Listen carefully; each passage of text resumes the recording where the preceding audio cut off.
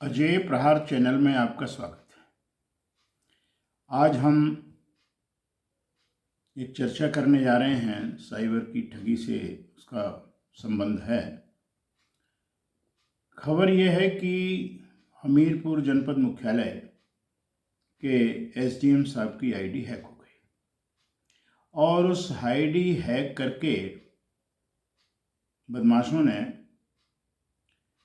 करीब 84 खातों से 15.5 लाख के आसपास की रकम में हेरा फेरी इस प्रकार की है कि खाता नंबर बदल के किसानों के जो खाते नंबर हैं, आईएफएससी कोड है, उसमें परिवर्तन करके कुछ अन्य खातों में ये चीज़ चली गई, पैसा चला गया। मामला बहुत बड़े फलक में बहुत छोटा है, लेकिन तकनीकी दृष्टि से गंभीर है। और साइबर ठगी एक आम फैशन हो गया है। बेरोजगारी जिस ढंग से बढ़ी हुई है, उसमें से बहुत से लोगों ने इस प्रकार के रोजगार के तरीके तलाश लिए हैं और ये बहुत ही चौंकाने वाले, आहत करने वाले उनके दुष्कृत्य हैं। अब मूल प्रश्न ये उठता है कि आईडी हैक कैसे हुई? क्या किसी ने पासवर्ड पा लिया या टेक्नोलॉजिकल हैकिंग होती है उससे हो गई? यहाँ एक बहुत बड़ा प्रश्न ये है जिस पर बहुत कम लोग ध्यान दे रहे हैं। विधान मंडलों से लेके संसद तक इस पर कोई चर्चा नहीं हो रही है। मामला बहुत गंभीर है। आपके अर्थव्यवस्था के समानांतर ये साइबर ठगी की अर्थव्यवस्थाएं चल रही हैं और ऐसी कोई गली मोहल्ला नहीं बचा जहां उनके हाथ पांव न पहुंच गए हों और लोग उससे आहत ना हो।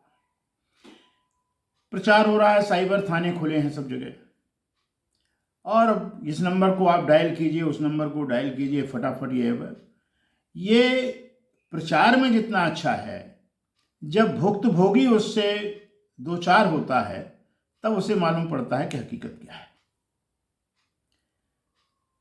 इसमें मूल प्रश्न ये है सबसे बड़ा कि ये जो वेबसाइट्स बन रही हैं, जो ये सॉफ्टवेयर यूज हो रहे हैं, इनके मानक क्या सही हैं? क्योंकि कुकरमुत्तों की भांति छोटी छोटी सॉफ्टवेयर एजेंसियां बन गई हैं, सॉफ्टवेयर बनाने वाले बन गए हैं, वो उतने दक्ष नहीं हैं और सरकारी प्रशासन और इन सबसे मिलजुल करके कमीशन खोरी करके वो अपना प्रोडक्ट आपको बेचते हैं और उसमें एक बड़ी रकम बिचौलियों को या उसके उपयोगकर्ताओं को, जो सरकारी उपयोगकर्ता हैं, उनको मिलती है। स्टैंडर्ड जो सॉफ्टवेयर्स हैं, निर्माता हैं, ज़्यादातर उनसे खरीद फरोख्त नहीं होती, पहली बात। दूसरी बात, जब हम किसी की भी सॉफ्टवेयर खरीद रहे हैं उस समय हम क्या हैं? उपभोक्ता हैं। आप क्यों नहीं एग्रीमेंट करते कि हमको ऐसा सॉफ्टवेयर चाहिए जो हैक ना हो? आप इसमें ऐसे मेजर्स बनाइए कि वो हैकिंग के पहले हमको चेतावनी दे दें। क्यों नहीं हो सकता ये? क्योंकि एक बेसिक प्रिंसिपल सॉफ्टवेयर का है, a software can change bye a software. तो सॉफ्टवेयर से प्रोटेक्शन भी सॉफ्टवेयर ही देगा। ये प्रोटेक्शन क्यों नहीं लिया जाता?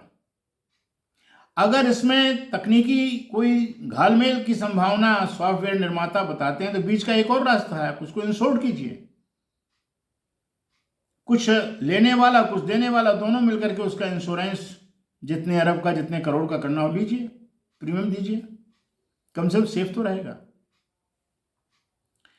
दूसरा, जो व्यक्तिगत खातों में वो धोखाधड़ी करते हैं, उसमें अगर कोई हैकर ओटीपी मांगता है तो उसकी वीप दूसरे किस्म की होना चाहिए और हम अपने खाते से लेन देन करते हैं तो उसका वीप दूसरे किस्म का होना चाहिए। इन वीपों में परिवर्तन होना चाहिए। तीसरी बात यह है कि ओटीपी डालते ही तत्काल पैसा न निकले, एक कॉल आना चाहिए लंबी और उस कॉल के बाद उसे यह मैसेज देना चाहिए कि सावधान, आप अच्छी तरीके से जांच लें कि आपने सही जगह पर ओटीपी डाली है और उसको उस पीरियड में अपनी ओटीपी चेंज करने की और वापस करने की पूरी व्यवस्था उस सॉफ्टवेयर में होनी चाहिए। बहुत से मेजर्स हैं जो मेजर्स लिए जा रहे हैं, लेकिन ये मेजर्स जानबूझ करके, उपेक्षित करके और एक नए उद्योग को प्रतिस्थापित करने की ऐसा लग रहा है जैसे कोई एक भीतर पर्दे में कुछ कार्य चल रहा हो। कई साइबर थानों से चर्चा हुई हमारी, वो बहुत अच्छी तरीके से आपसे बात करेंगे, सब कुछ करेंगे, कंप्यूटर खोल के दिखा देंगे कि आपका पैसा इस खाते से गया, देखिए यहाँ पहुँचा और ये पहुँचे, पूरा आपको जैसे रेलवे का ट्रैक होता है ऐसा आपको दिखा देंगे। और फिर कहेंगे अब यहाँ तक जाने के लिए हमारे पास कोई बजट नहीं है, हमारे पास कुछ नहीं है, आप गाड़ी कीजिए। आप गाड़ी में उनको ले जाते हैं, 15-20 हज़ार रुपये खर्च आता है झारखंड तरफ जाने का, जामताड़ा तक पहुँचने का। और उसके बाद जब इन्वेस्टिगेशन में आता है तो एक 90 साल 85 साल का बुढ़ा लठिया टेकते थाने में पकड़ के लाया जाता है। वो कहता मुझे कुछ नहीं पता बाबूजी, मेरी तो किताब, मेरा पैन कार्ड, मेरा फलाने बाबूजी लिए हैं, बाबूजी का नाम है, नाम भी नहीं पता बाबूजी।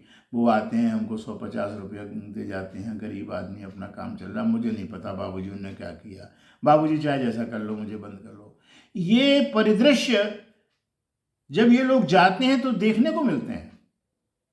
तो ये बड़ा सुनियोजित ढंग से इसमें खरीदारी भी हो रही है, इसमें टिकट भी खरीदे जा रहे हैं, इसमें हैकिंग करके इधर का उधर भी किया जा रहा है, और इस पर साइबर थाने बन गए और ये नंबर आ गया और ये ट्रैक हो जाएगा। ये केवल झुनझुने हैं। मैं ऐसा नहीं कहता कि पैसे वापस नहीं हुए, बहुत से लोगों के पैसे वापस हुए हैं। और ये केस तो बड़ा इजी है, हमीरपुर वाला जो भी हुआ है, इसमें केवल अगर खाता नंबर बदला है तो खाता नंबर से तो पकड़ में आ जाना चाहिए। अब वो खाते नंबर किस इलाके के हैं ये एक अभी समीक्षा का और जांच का विषय है। लेकिन कुल मिला के हमारा अपना यह विचार है कि साइबर ठगी को पूरी तरीके से हतोत्साहित करने के लिए कोई भी मंत्रालय अभी कृत संकल्पित नहीं है।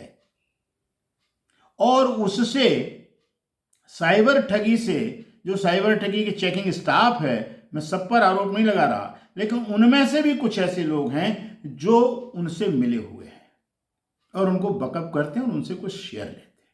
इन सब चीज़ों की जांच होनी चाहिए, इन सब चीज़ों की पड़ताल होनी चाहिए। और सॉफ्टवेयर परचेजिंग पर कुछ एक मानक होने चाहिए।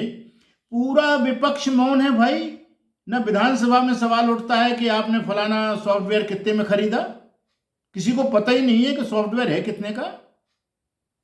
अगर ये चीजें पता चलें तो जो बड़ी कंपनियां हैं वो कम से कम बता दें कि भैया इतना सॉफ्टवेयर तुम इतने में देने को तैयार हूं, आपने इतना महंगा क्यों लिया। ये एक बहुत बड़ा स्कैम निकलेगा जब भी निकलेगा, छोटा मोटा स्कैम नहीं है। Software purchasing is a very big scam, बशर्ते इसकी सही पड़ताल हो जाए, बशर्ते इसकी सही जांच हो जाए। और दूसरे हमारे जितने ईमेल उपयोग में आ रहे हैं वो सब गूगल इंजन एक आध इंजन, आपको स्वयं का अपना एक इंजन बनाना होगा। आपको अपने ईमेल्स पब्लिकली करना पड़ेंगे कि भाई ये इंडियन है, इसको लीजिए। आप है NIC वाला है तो सरकारी प्रयोग में कुछ है, लेकिन हर जगह नहीं है। पर्सनल ईमेल तो सबके वही है, Gmail है, याहू है, फला है, रेड है। तो आपको अपना एक सर्च इंजन, अपना स्वयं का ईमेल, अपनी स्वयं की वेबसाइट, आपके गवर्नमेंट स्टाफ हैं, गवर्नमेंट कॉलेजेस हैं, गवर्नमेंट में BTech करते हैं लोग बाग, और वो जाकर के सॉफ्टवेयर बनाते हैं दूसरी कंपनी में, आप क्यों ना उनसे बनवाते हैं। इसमें बहुत सावधानी की आवश्यकता है, तभी हम जाकर के इस विचित्र युद्ध पर कोई विजय पा सकते हैं। अभी तो आपकी रणनीति केवल प्रचारात्मक है, विचारात्मक नहीं है। इन्हीं शब्दों के साथ धन्यवाद। जय हिंद।